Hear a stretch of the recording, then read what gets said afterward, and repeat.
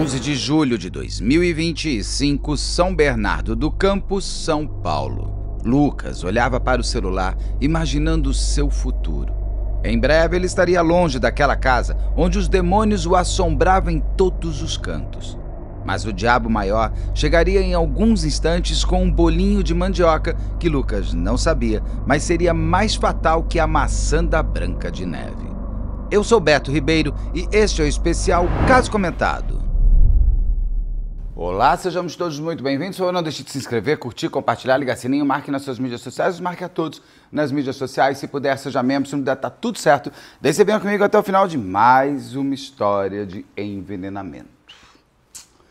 Tem muita gente falando assim, mas por que tá tudo se copiando tanto, né? Eu acho que tivemos vários. Tem aquela madrasta que envenenou os enteados com chumbinho lá no Rio de Janeiro, em 2022, é uma das que chega primeiro. Tem o do bolo de Torres, que é sempre muito impressionante, da maldade que foi aquela Daisy dos Anjos, que leva o nome Anjos, o sobrenome Anjos, de anjo não tinha nada, era o demônio. Teve o do ovo de Páscoa, tem uma série de realmente crimes de envenenamento que estão se repetindo, mas o envenenamento sempre foi. Eu pus aqui no canal, tem um caso comentado, que é uma dica do livro, inclusive, da Júlia Tofana, que é uma mulher de 1600, acho que é 1600, século XVII mesmo, e que ela usava o veneno para salvar as mulheres dos seus relacionamentos tóxicos. Então as mulheres matavam seus maridos. E daí, no fim, também tinham mulheres usando aquilo para se tornarem viúvas e conseguirem viver grandes amores. O envenenamento faz parte da humanidade, desde que o mundo é mundo. Matar por veneno tem todos os seus atributos. Primeiro, que você pode não ser pego. Segundo, você tem um prazer de você criar aquele universo que só você sabe o que vai acontecer. Tem a serial killer da Inglaterra, a primeira serial killer da Inglaterra, que ela envenenava os maridos para ficar com os seguros de vida dele. Então você tem, o veneno, ele é um facilitador para quem não quer ir para a cadeia. E para quem quer passar uma outra história em cima daquela morte. Eu posso querer te matar por veneno para eu passar de viúvo, para eu ser consolado, para eu ser olhado, para eu ser herdeiro. Tem várias motivações e vários porquês das pessoas se utilizarem desse momento tão diabólico, né? Porque para você envenenar uma pessoa, você tem preparo, você tem desejo, você tem olhar, você tem tempo, você tem manipulação, você tem premeditação, você tem, até você envenenar, você teve que fazer várias coisas. A menina do pote de bolo, que ela envenena a amiga pelo pote de bolo, que sabe que a amiga vai comer, porque ela sabe que a amiga gosta de pote de bolo, cria ali um romance num bilhete anônimo apaixonado. Quem não quer ser, quem não quer um admirador secreto para chamar de seu, desde que seja uma boa pessoa, claro, e que tenha atributos que lhe sejam interessantes. Ela se utiliza de todo o conhecimento da amiga para a amiga cair no veneno. Ela está na casa da amiga, ela vê a amiga morrendo, ela abraça a família. Então você tem essa poção mágica do mal, como um conto de fada, só que no caso é uma vida real, como aconteceu agora, novamente, em julho de 2025, lá em São Bernardo do Campo. Um menino de 19 anos, que não tinha feito mal a ninguém, era desejado a morte dele por aquele que, em princípio, deveria ser uma das pessoas que o protegesse, mas que já não protegia a vida inteira. Este caso é um caso muito complexo porque envolve tudo. Paixão, amor, desilusão, manipulação, dominação. Envolve o ódio e o amor. Mas depois de todo esse prólogo inicial, vamos ao caso em si. Vamos começar pelas personagens, principalmente pela vítima. O Lucas da Silva Santos. Lucas da Silva Santos. Interessante que ele vai ter o mesmo sobrenome do padrasto dele. Acredito que seja por um acaso, porque afinal de contas o homem é padrasto, não é pai nem por adoção. O Lucas da Silva Santos tinha 19 anos. Não sabemos muito a biografia dele, o que ele, com 19 anos, o que ele já tinha vivido, se ele tinha desejo de fazer faculdade, se ele fazia, acho que não, porque se fala muito do trabalho dele. Era um menino que vivia numa casa simples, com a mãe, o padrasto e um irmão. O padrasto e a mãe dele se casaram, já estão juntos há 18 anos. Se eles estão juntos há 18 anos, o Lucas foi basicamente criado por esse homem. Eu não sei qual é a relação com o pai biológico, se existe relação, se existe conhecimento de até quem seja, se é o mesmo pai biológico do irmão dele, se o irmão dele é mais velho ou mais novo. A gente não tem todas essas cadeias de informações, são sempre interessantes para a gente entender, como diz a Rosângela, a vitimologia do crime. Mas o Lucas, ele morava com a mãe, padrasto e irmão nessa casa, muito simples, ali em São Bernardo do Campo, e ele estava tendo, inclusive, uma promoção no trabalho. O que facilitaria para ele poder finalmente sair daquele lugar que depois vai ser apontado como se fosse o inferno na vida desse rapaz e da do irmão também. Não sei qual é a relação da mãe nessa história toda e a polícia ainda está em investigação.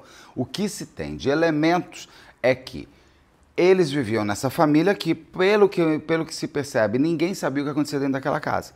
Mas quem estava ali dentro sabia muito bem o que era exercido. O Lucas tinha 6 irmãos, eram 7 filhos no total, provavelmente de pais diferentes. Os 2 irmãos mais velhos nunca viveram com Ademilson.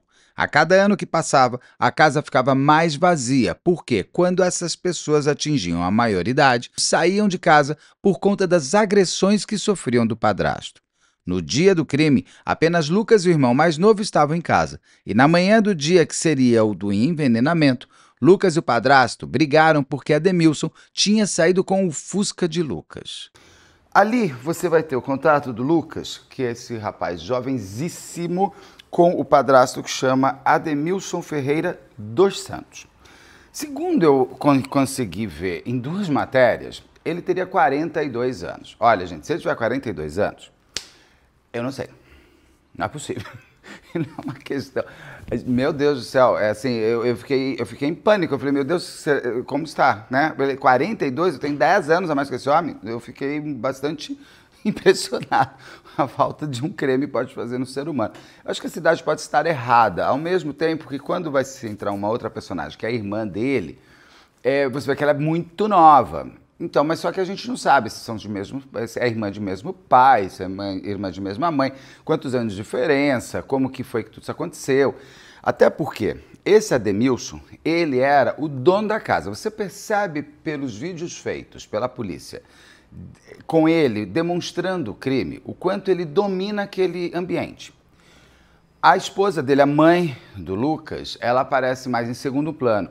Poderia ser uma loucura 2, poderia ser algo feito pelo casal, porque o Ademilson quer dizer que sim, que a mãe do Lucas teria participação na morte do garoto. A polícia ainda está investigando. O que acontece é que esse homem aponta para muitas direções de tudo o que vai acontecer. Naquele dia 11 de julho de 2025, o Ademilson chega na casa dele com eu vou pegar a partir do momento que as pessoas comem o quitute envenenado, o bolinho de mandioca envenenado. Esse homem está com um tupperwarezinho na mão, onde tem alguns bolinhos de mandioca feitos pela irmã dele, que morava muito próximo à casa deles, e ali tinha bolinho de mandioca de presunto e queijo e bolinho de mandioca de carne moída. Segundo, inclusive, a irmã dele, tudo comprado no supermercado. Ela, a irmã dele, foi periciada a casa dela, ela também foi investigada e tudo mais. Principalmente por tudo que vai acontecer. O Ademilson, no depoimento dele, ele disse que ele pegou um creme de leite e colocou um chumbinho e pólvora, que a ideia dele era tirar a vida de todo mundo naquela casa. Estranho, porque somente o Lucas vai morrer e somente o Lucas vai passar mal.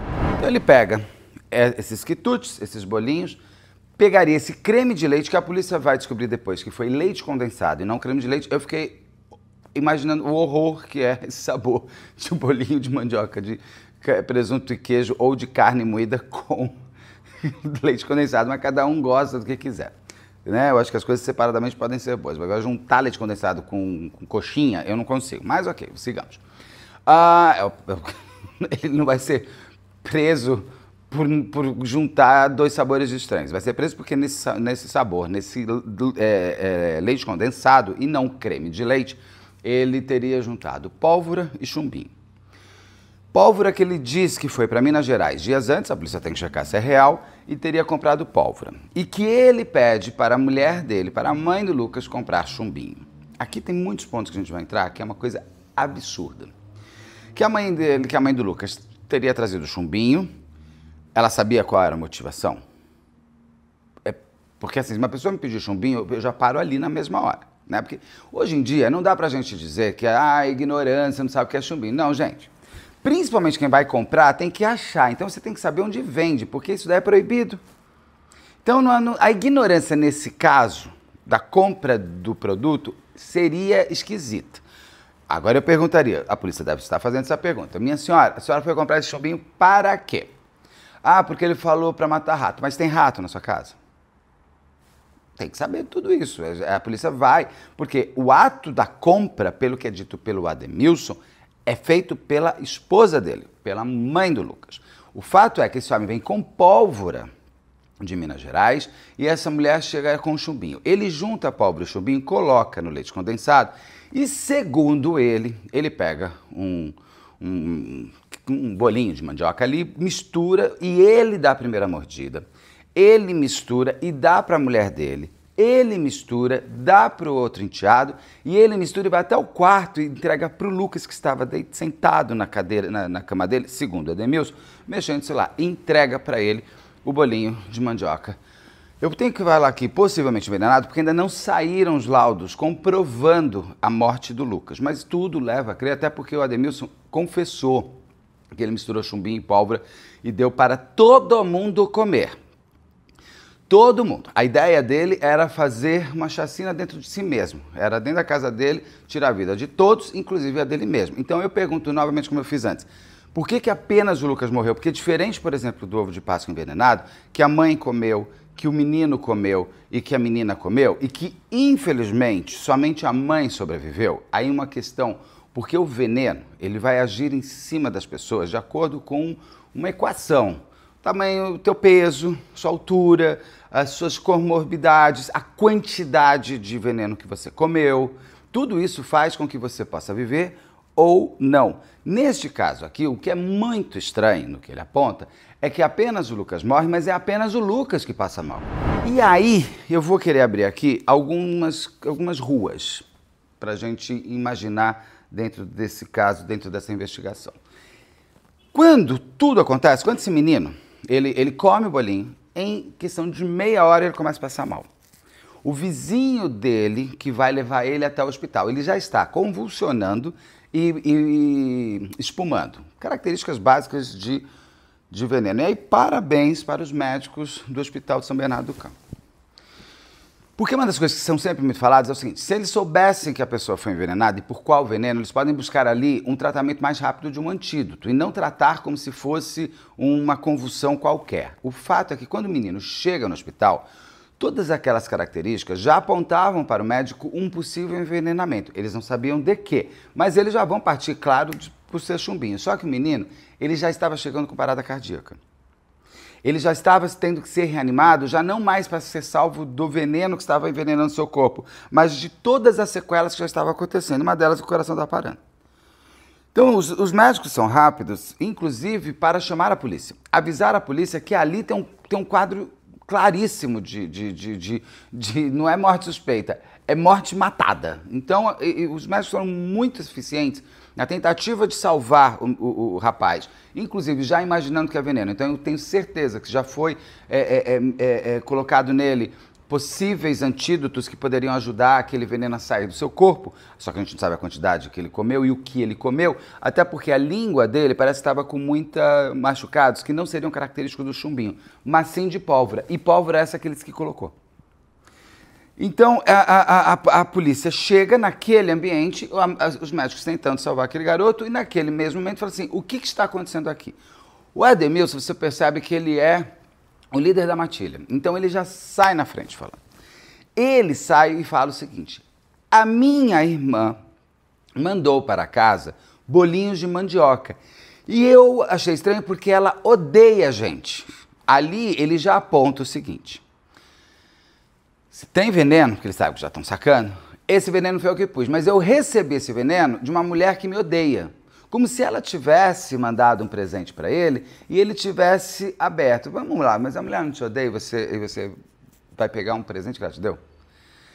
Começa a se tornar tudo estranho, só que ele já aponta para a polícia que a irmã que fez bolinho, que eles só comeram bolinho e que só pode ter sido bolinho. Ele tenta despistar e entregar para a polícia um possível autor. Por quê? E para a cadeia ele não está afim, né? Igual fizeram lá o casal de Piauí. Apontaram para a vizinha, que tinha matado os netos, foi uma primeira tentativa, tem aqui 2 especiais enormes com a Rosângela sobre isso. Primeiro, morrem 2 netos, eles apontam para a vizinha, essa vizinha é presa, botam fogo na casa dela, e eles já testaram, e falaram, estamos nos dando bem. E eles pedindo uma casa na mídia, estamos tão tristes que meus netos morreram, podiam nos dar uma casa. E aí tem toda aquela coisa do Baião de 2, que eles morreram no Réveillon, de 2024 a 2025, tem aqui enorme e tal, e no fim era uns dois, era o marido e a mulher, e no fim só se apontava para o marido, e no fim se descobre que foi a mulher, por N motivos. Neste caso aqui, ele quer entregar um autor, para assim a polícia não olhar para ele. Para cadeia ninguém quer ir, gente, né? Vamos combinar? Ninguém está afim. Só que ele apontou para a irmã, a polícia vai lá conversar com a irmã. Chega e fala assim, minha senhora, o que a senhora fez? Como é que a senhora cozinhou isso daí? Ela fala, eu comprei a farinha de mandioca, eu fiz a massa, eu pus presunto, queijo ou carne moída, tudo eu comprei no supermercado.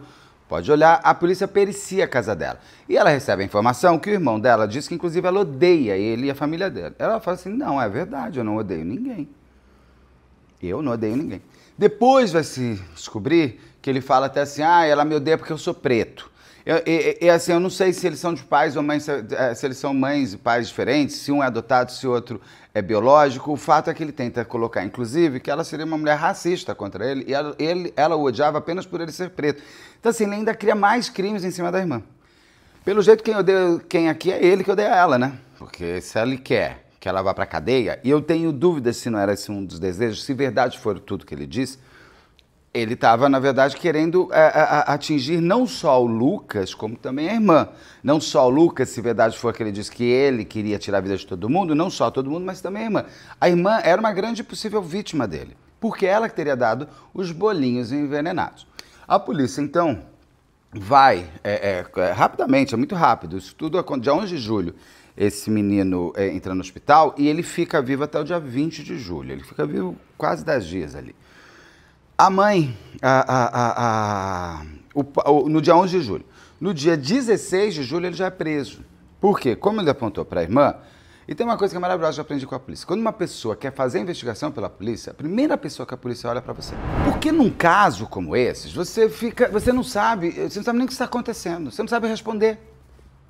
Não sei o que acontece. Quando é verdade, a verdade é verdade. Agora, quando você está querendo estar 3 passos na frente, a polícia sabe. Amor, crime perfeito é aquele crime que não foi feito. Você está entendendo? Você não vai estar aqui no canal anotando o que fazer num próprio, porque você vai ser pego. Não adianta. Então esquece. Não mata, não envenena, não cai fora, vai viver sua vida, desencana.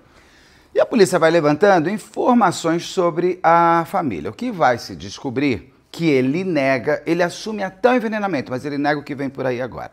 A polícia vai descobrir que dentro daquela casa existe um outro universo paralelo, onde ele, Ademilson, ele já abusava, vamos usar essa palavra, dos enteados, pelo jeito, a vida inteira. Se ele era casado há 18 anos com a mãe do Lucas, então, desde que esse menino tem 1 ano de idade, ele está disponível para as aberrações desse senhor. E que o Ademilson teria uma grande paixão pelo Lucas, isso me lembrou muito a série Monstros, os irmãos Menendez, porque quando o Lucas, com 19 anos, já está trabalhando e ele consegue uma promoção, ele queria sair daquela casa, ele já estava alugando uma casa para ele. Ele não tinha feito denúncia, não existe boletim de ocorrência, pelo que se entendeu dentro da família, ninguém sabia, além daquelas 4 pessoas. Porque não dá numa casa desse tamanho você me falar que você não sabe o que está acontecendo na sua casa, né? Não dá. Não dá pra você, nunca percebi que ele abusava dos meus filhos. Eu acho muito esquisito quando as pessoas falam. Eu falo, mas onde você estava nessas horas? Não dá, são muitos anos pra gente se cegar tanto. Isso quem vai responder é a mãe do Lucas. Ele, então... o Ademilson teria ficado muito enlouquecido quando o Lucas avisa que vai sair da casa, porque ele vai perder o seu bel prazer, vai perder o seu grande objeto. Esses abusadores, pelo que se percebe, pelo que eu já entrevistei de psiquiatras forenses e tudo mais, psicólogos, quando tem esses abusos coletivos dentro da casa, tem sempre o seu preferido, como foi que aconteceu nos irmãos Menendez. O pai tinha adoração pelo filho mais novo. O filho mais velho, que ele começou os seus horrores pelo filho mais velho, que depois, segundo os Menendez, os irmãos, ele passa a ser abusado pela mãe, o pai tinha fixação no irmão mais novo. E esse irmão mais novo vai crescer, ele vai tentar fazer faculdade, tem aqui 2 casos comentados sobre tem 3 casos comentados. Tem um antes da série, um depois da série e um do documentário final que foi feito. Ele vai perceber, então, o pai vai perceber que o filho mais novo vai embora para uma universidade, ele quer ir para uma universidade lá na outra costa dos Estados Unidos, e o pai fala, não, você não vai, você vai ficar aqui.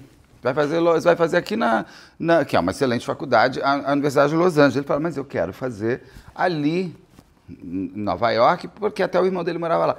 Pai não pode pensar que esse menino vai sair de perto dele, porque ele vai perder o seu desejo, o seu prazer. E isso, Ademilson, me lembrou muito essa história, porque ele, segundo a polícia, ele toma a decisão do fim do Lucas, porque é aquela história, ou você vai ser meu, ou você vai ser de mais ninguém. Então a polícia já percebe que quem tem motivação para a morte seria o Ademilson.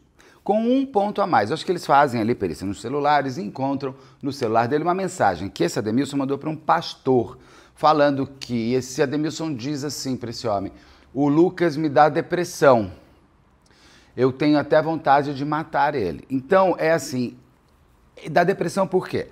Porque ele é uma paixão, porque ele é um amor impossível, porque ele pode estar na dominação do abusador e do abusado. Mas em momento nenhum ali existe uma relação amorosa. Não existe uma paixão enlouquecedora entre enteado e padrasto, agora vamos viver felizes para sempre, como aconteceu com o Woody Allen.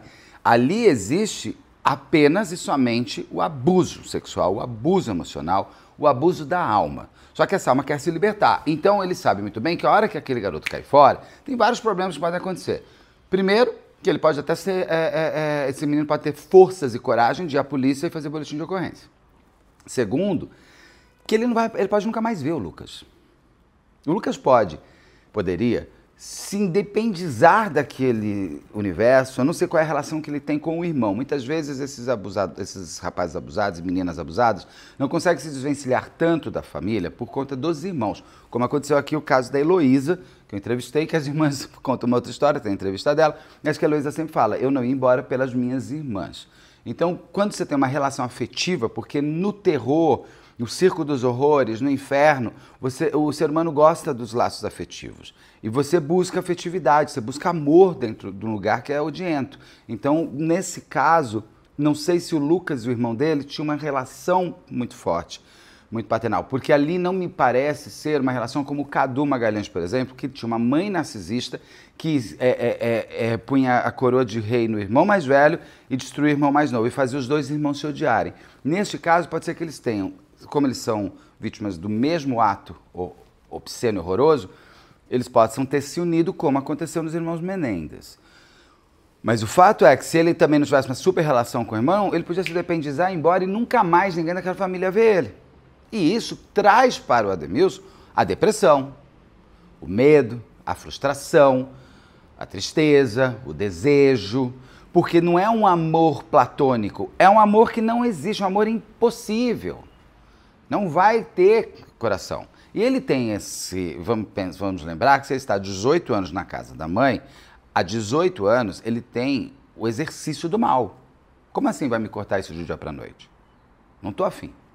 E aí diz o Ademilson que ele tinha decidido... só uma coisa, ele, na confissão dele, ele confessa que ele envenenou. Joga para a mulher...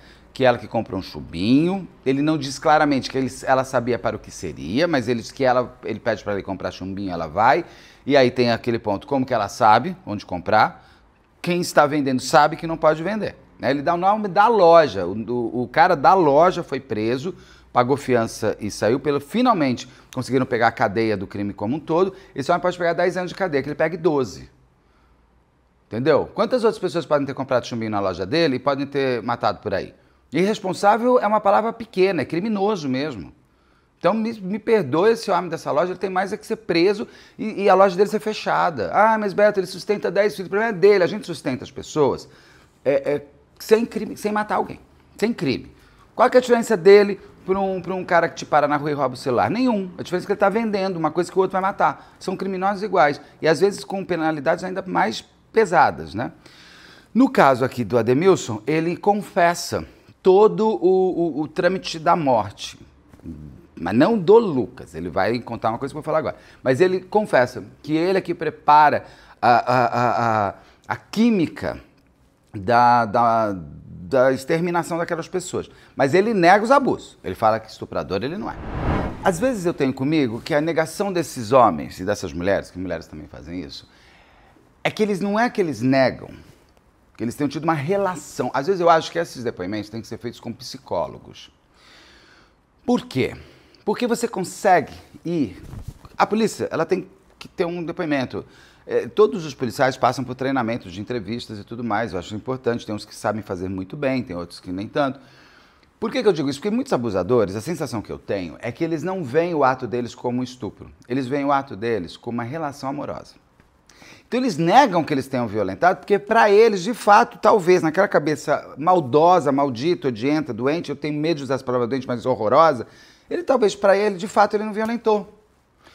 É tão doido, eu não estou dizendo que eu concorde com ele, eu estou dizendo que eu tento olhar por ele, porque a negação não é só porque ele não quer o crime, não quer ir para a cadeia, porque ele sabe que, inclusive, na cadeia, homens como ele que passam a serem...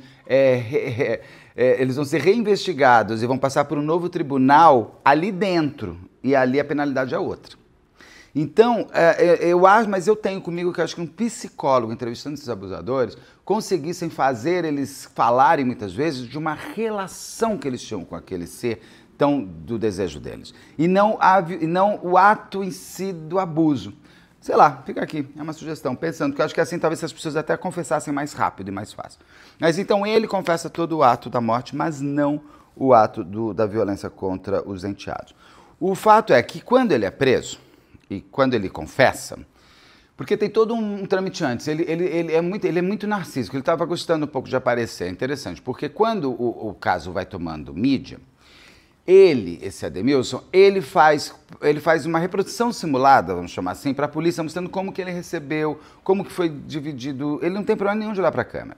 A própria Record estava fazendo uma matéria ali perto da casa dele, ele aparece, ele dá uma entrevista. E ele fala, eu não fiz nada, eu sou inocente. Tenta, eu acho que de novo lá jogar para a irmã. Então a polícia percebe o seguinte, ele não vai ter saída, então ele vai confessar. O que ele vai fazer? Ele diz o seguinte, que ele queria tirar a vida dele e de toda a família. Então que aquele ato em si não era para o Lucas, é para todos. Aí você vai ter que entrar no porquê. Sei lá, ele falou que estava em depressão por causa do Lucas. Será que daí ele pensou, vamos todos para o céu juntos e no céu ficaremos eternamente juntos? Não sei, é assim. Aí a polícia vai ter que entender por que ele, que queria fazer um autoextermínio, também queria matar os outros da família. Muitas vezes, muita gente faz isso, principalmente homens. Então, assim, ele quer primeiro dizer que o Lucas morreu, mas na verdade ele deveria ter todos eles morrido. Aí tem algum ponto. Por que ninguém passou mal a não ser o Lucas? Por que não só o Lucas morreu? E não é só a quantidade de veneno. Como é que ele criou esse veneno? Até mesmo por causa da língua do Lucas, que tinha elementos de pólvora. Ele mistura pólvora com chumbinho. Ninguém mais está com essa marca na língua, ninguém passa mal. Não dá para ele falar que ele quis matar todo mundo, uma vez que ninguém teve nada do veneno. Mas Beto, pode ser que... Não, mas ele pegou mesmo leite condensado, misturou, fez assim e ficou fazendo assim, dando para as pessoas. Então a quantidade ali estava mais diluída. Não tem como essas pessoas não terem passado nada, se elas também forem envenenadas. E eu me pergunto, se verdade for esse fato de que ele queria tirar a própria vida e tirar a vida de todos, quem que ele queria tirar a vida também? Da irmã, né? Por que aconteceria? Imagina você chegar numa casa, tem 4 pessoas mortas, com os bolinhos. Provavelmente, aquele leite condensado foi lavado, porque a polícia não achou esse pote. Ela descobre que foi leite condensado e não creme de leite, como ele diz. Talvez ele fale creme de leite, não é para despistar a polícia, talvez ele não saiba a diferença mesmo. Ele até no depoimento, ele fica, como é que é o nome daquilo? É creme de leite. Aquilo, ele começa a descrever, me lembrou a embalagem do leite moça. E era o leite condensado de fato. Então, assim, vamos dizer assim, eles comeram, e teria ali algum bolinho de mandioca ainda. E os 4 comem e morrem, e a polícia chega e tem algum bolinho, aquele veneno. Os 4 mortos, de onde veio esse bolinho? Veio da irmã. Ela que matou. Será que se verdade fosse, ele também queria destruir a vida da irmã? Por que ele vai pedir para uma mulher que ele odeia bolinhos de mandioca para serem a embalagem da morte? Porque é a Branca de Neve. Quem é que deu a maçã? Foi a bruxa, então a bruxa é ela. Né? Então eu fiquei pensando, se fosse verdade, se ele também não queria com isso destruir a irmã, porque a irmã poderia vir a ser destruída. Se a polícia conseguisse ligar bolinho de mandioca com ela, algum bolinho de mandioca ali junto com algum resto de chumbinho, poderia falar, essa mulher que envenenou todo mundo, prisão pra ela, a gente já tá louca, assassina, tia envenenadora. E não foi o que aconteceu. Então ele leva para essa vertente, para esse caminho, uma dessas ruas que eu queria, que é de falar que era para tirar a vida de todo mundo, inclusive a dele. Seria para também destruir e tirar também a vida da tia? O fato é que ele teria todos os motivos para envenenar. A mãe do Lucas está envolvida, a polícia está em investigação. Novamente eu digo, foi ela que foi comprar o chumbinho, segundo o Ademilson. Segundo o depoimento do Ademilson que ele deu, que viralizou, todo mundo já ouviu. Segundo o Ademilson, quem foi comprar o chumbinho foi a mãe. Acredito que tenha sido, porque eles confirmaram já, porque até o dono da loja foi preso. Então, assim, agora, essa mulher tem que explicar por que foi comprar chumbinho. E por que ela sabia onde comprar chumbinho? Eu não sei onde comprar chumbinho. E nem escreve aqui, tá, gente? É o seguinte, aqui não é um canal pra gente ficar, olha, você acha chumbinho, não é aqui. Por favor, se você fizer isso, eu vou bloquear você no canal. Você não vai mais poder entrar no canal. Não pode fazer isso. Aqui não é um lugar desse tipo de coisa. Aqui a gente conversa sobre o comportamento humano em cima dessas atrocidades. E não aqui ser um Google de onde encontrar ferramentas para ser você também o mal. Então, este é o caso do Lucas. O Lucas, ele tentou sobreviver. Ele tentou viver, ele lutou ali ainda em todas as suas possibilidades, mas ele infelizmente perdeu essa guerra no domingo, dia 20 de julho de 2025. Uma coisa bonita, a família doou os órgãos que puderam ser doados, uma vez que como ele passou por muitas destruições internas de órgãos, nem todos puderam, mas os que puderam foram doados. Eu acho isso uma atitude nobre, principalmente no momento de extrema dor. Eu acho que a gente precisa falar mais disso, porque eu sei, você pode não acreditar, gostar ou não gostar, tá? Mas assim, uma questão é que eu fiz, por exemplo, uma série chamada Transplantes, que passou no Discovery há anos. Não é essa Operação Transplante, é uma outra série. E eu mergulhei muito forte nesse universo, entrevistei muitos grandes médicos, muitos sobreviventes que vivem hoje muito bem graças ao transplante. Eu sei da seriedade que é essa atitude. Sei que tem pessoas que acham, tem transplante legal? Pode ter, tem rede de transplantes falso? Tem, mas o que você não... A exceção confirma a regra. O que é de verdade ali é porque ele é realmente muito bom. Então, estou só vendo se tem mais alguma coisa. Que eu falei que o exame final do veneno ainda vai sair, então a gente fala que ele possivelmente foi envenenado, mas ele deve ter sido, até porque o Ademilson confessa. E também já se prendeu até o homem da loja do chumbinho. Então você já fechou ali o canal, que não pode falar, tem que falar suspeito, porque ainda não foi... essas coisas. Fazia ele entrar em depressão, os médicos percebem, vizinho que leva, isso aí manda para trás. Comer os bolinhos. Então, e uma coisa que a irmã fala, mas aqui eu fiz esses bolinhos, porque quem pede para a irmã fazer o bolinho é o Ademilson. Ela fez para ela também. Então, na casa dela todo mundo comeu e na casa dele comeu. Até a irmã dele manda a sobrinha dele, uma menina de 9 anos, levar esses bolinhos até a casa. Entrega para a mãe entrega para o Ademilson dentro da casa passa no leite condensado e fica entregando para todo mundo. A mãe sabia que ali tinha, ou que teria, chumbinho? Isso a polícia descobre. Mulher recebe bolinho, diz que primeiro Ademilson comeu, isso já foi, entregou o bolinho pro Lucas. O Lucas internado, uma tristeza, né? Ele detesta a irmã, come mal. Ele é mesmo... as pessoas são tão ruins, né? Que ela pode... Eu me mato, mas você vai preso por uma coisa que eu fiz. É o pior dos homicídios, né? De mim mesmo, para que outro seja preso e pague. Bom, é isso. Se alguém da família do Lucas quiser falar, se a irmã do Lucas, a tia do Lucas quiser dar entrevista. Se o irmão do Lucas for mais velho, maior de idade, quiser trazer um depoimento para a gente conhecer melhor quem é esse rapaz que partiu de uma maneira tão cedo. Foi cedo e foi dramática demais, desnecessária de tudo. É só mandar um e-mail para a equipe betoribeiro@gmail.com, assim como as defesas do Ademilson. Se quiser falar, a defesa do dono da loja, também é só mandar para a equipe betoribeiro@gmail, aqui a gente entrevista todo mundo e assim a gente vai conhecendo melhor o caso. É isso, você já conhecia o caso, não conhecia? Esse caso deu uma crescida grande, então eu resolvi fazer um comentadão aqui para a gente se aprofundar um pouco de novo nessa história do veneno. Então, até já, tem vídeo todo dia, espero vocês, até já.